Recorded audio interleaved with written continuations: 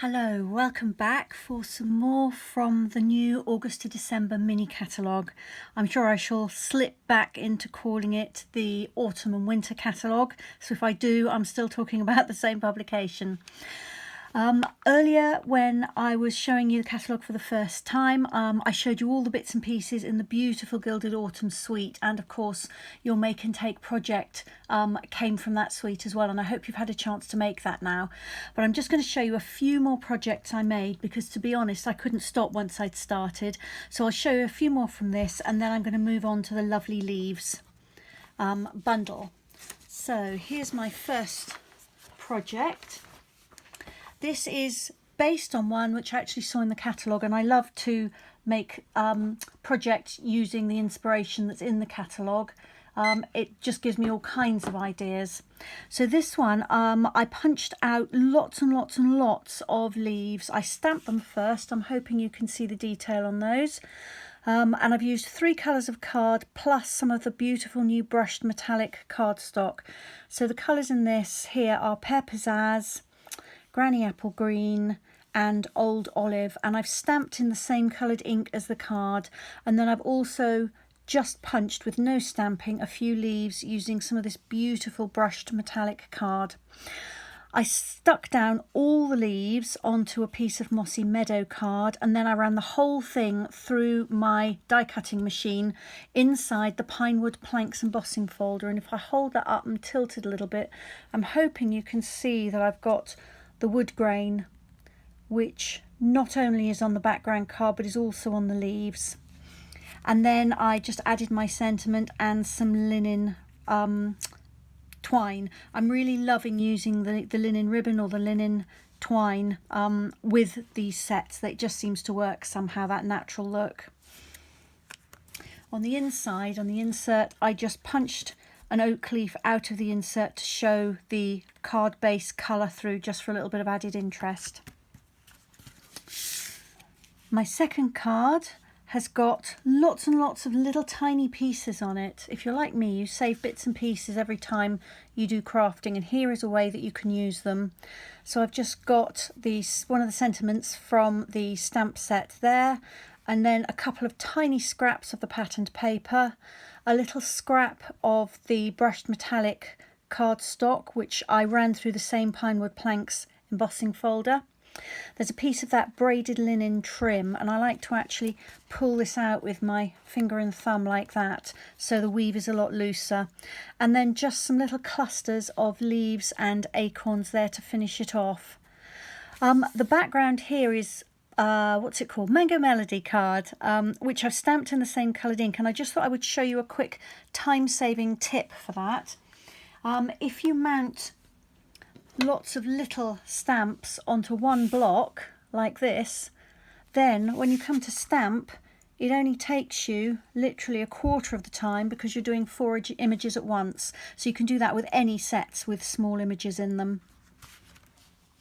And then finally, again inspired by the catalogue where they had a beautiful gold mini pizza box, I decided to do one of my own. So I've got a stray leaf there. There we are. I put this through my embossing machine again with the same folder, Pinewood Planks. The pizza boxes are quite big, so I had to put it through the machine twice, half once, and then I turned it round and put the other half inside the embossing folder. But it's actually embossed really, really beautifully. And then I've added a couple of strips of that gorgeous paper around it, some copper foil, and then a gold embossed sentiment. The sentiment is from the Many Mates set.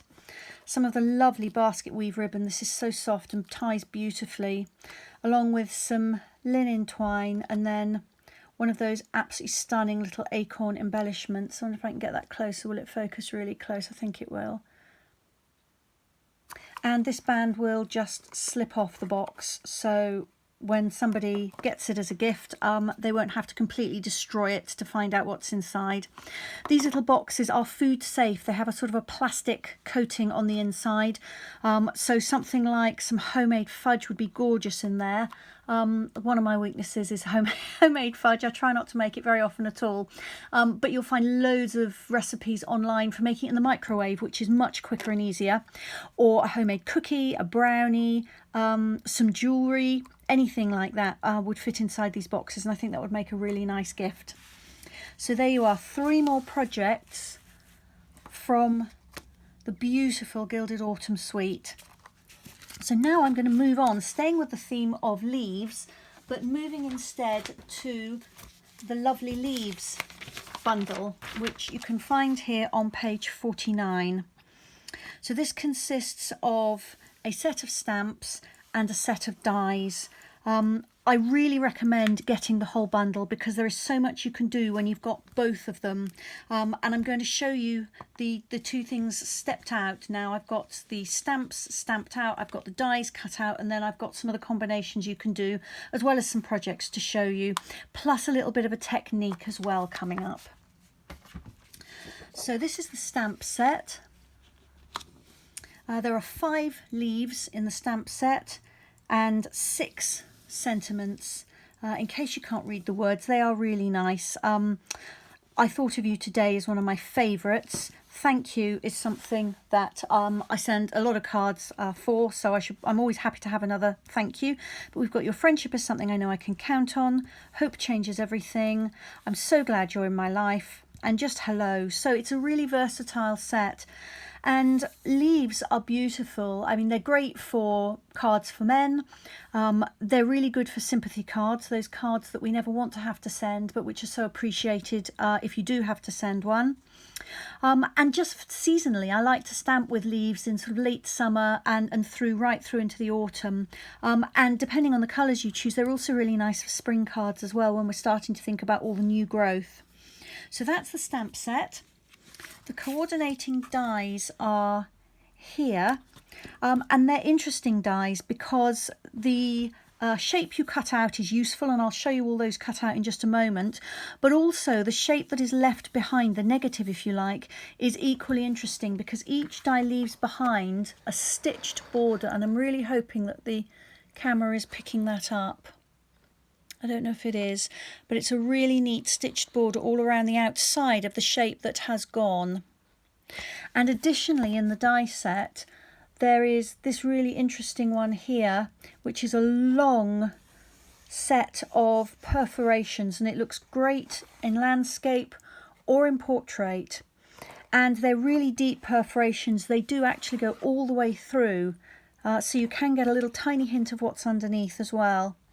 So that's what the dies cut out, and then what you get when you have cut, I've shown you here. So these are your leaf shapes, and they are also perforated with the veins of the leaves. So that is really, really nice to see. You get 2 of this leaf shape, and they're a pair, as you can see, a sort of a mirror image pair. So there is an extra die there. There's only 1 stamp, but there are 2 dies. And of course, they do coordinate with the stamp set, so you can stamp your leaves and then cut them out. So you can see when I say that these are really great as a bundle, you do really want to have both of those, I feel. I'm going to show you the dies because one other feature of them that I really like is that they nest together so that when you're cutting you can cut out and emboss all at the same time. So if I show you these are what the dies look like. I've put them onto a magnetic sheet. They don't come quite like this. They come in the standard packaging, just on a piece of cardboard. But if I take this horse chestnut leaf, for instance, that will cut out the shape of the stamped image here. So that cuts that like that. And it will leave you behind this aperture with the lovely stitched border. But if you want to get this shape from your cutout piece with the veins embossed on it as well, you can do the whole thing in one go. So you can lay down that die and then you can add this one inside like that and send it through your machine, and then you will end up with the shape both cut and embossed. So 2 separate dies, because of course you may not want your veins embossed onto your cutout stamped shape. You might only want to put those on a card shape, although you can have it on a stamped shape. But you can do the whole process in one go, which is not always the way when you get a die set which has got cutting and embossing dies. Very often you have to do one and then the other. So it's great to have everything in one set here that will nest so nicely. All right, let me show you a few projects. So I've got one here which I actually used from some of the negative pieces from some of my die cutting. So you can see that I've just stacked together a series of pieces where I have cut out the actual leaf shapes, and I think there you can see the perforated edges. I think it's probably showing better on these lighter colours. So these are my negatives, which might otherwise have ended up in the bin. And I've laid them over the top a piece of the new plaid tidings patterned paper, this huge stack with most gorgeous colours of plaid or check or tartan, depending on what you want to call it. And those negatives just make a really nice card with the paper peeking through. The little sentiment strip here, let me move the ribbon a bit.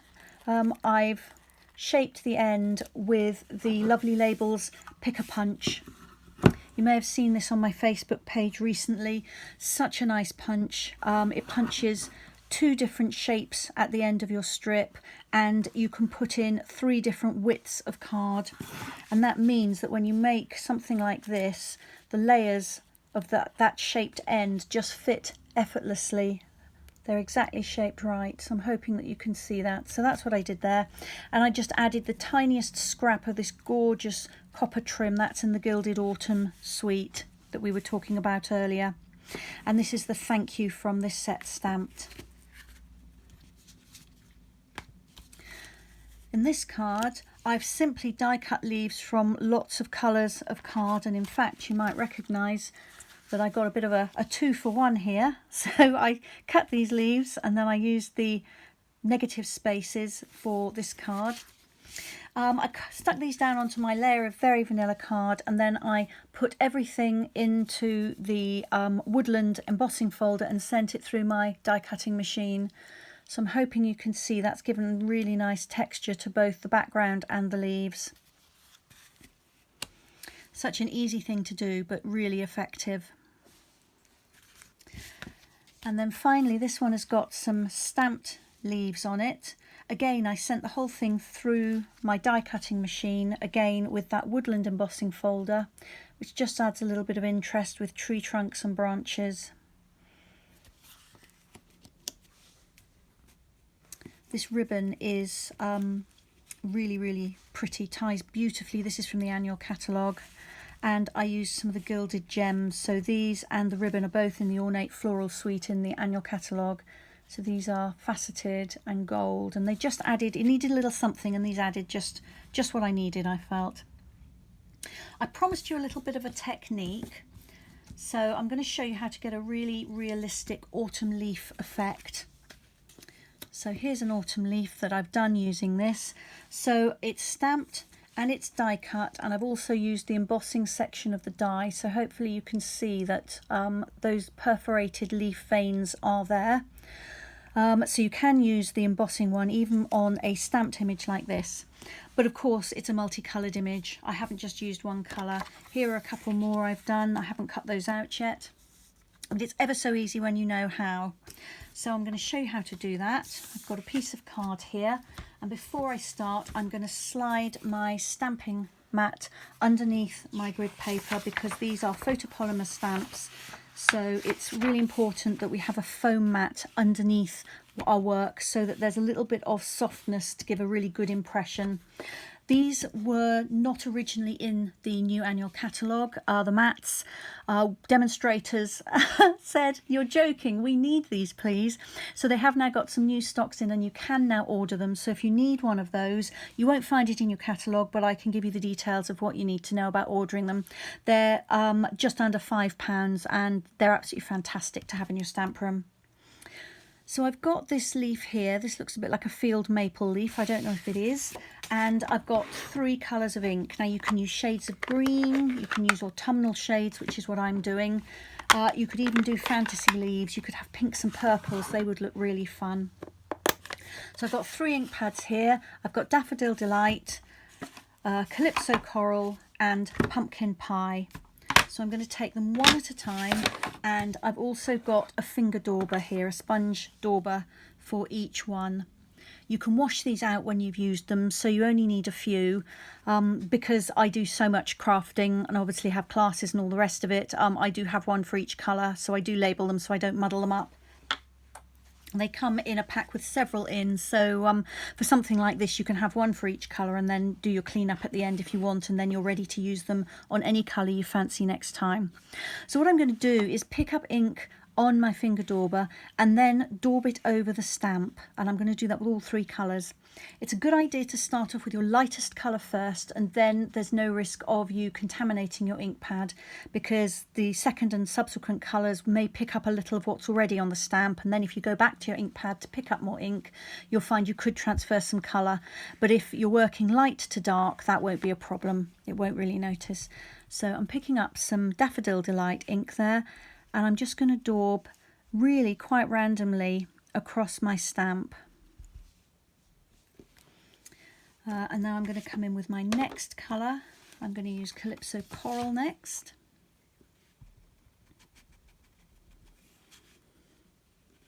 And it is quite nice if you sort of overlap these a little bit, these colours, and just sort of fade one into another a bit if you can, a little bit as if it was really an autumn leaf. And then finally I've got Pumpkin Pie.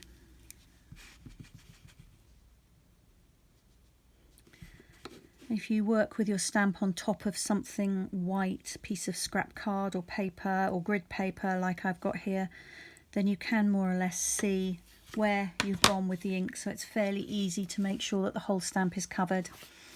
Now some of that ink's been on there a little while now, and so I'm actually going to breathe on my stamp now. Technical word is huffing, just to allow the moistness in my breath to reactivate that ink and mean that I can stamp nicely with it. So I'm just going to breathe on the stamp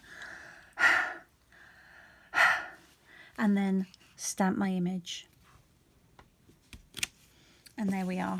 Beautiful multicoloured autumn leaf, and I can now die cut that to go with my other leaves. So that's a really simple technique to make your stamping that little bit more interesting. Before I go, I will just tell you a little bit of background information. The leaves on here are designed so that there is a leaf from all of the different places across the world where Stampin' Up! Operates, which I think is a really nice thing to know. I can't tell you what all the leaves are. This one is obviously a horse chestnut. This one looks like a UK field maple. We've got some of those in our hedge, but I'm not certain. As to the others, I'm not really sure, but they're equally not so exotic that they would look out of place on any projects that you decide to use them on. So there we go then, that is the Love of Leaves bundle. Find it on page 49 in the catalogue. I hope I've inspired you with some leafy and autumnal projects, and I hope very much to see you later on today when I come back with some more crafting. Until then, thank you so much for joining me, and I'll see you soon. Bye bye.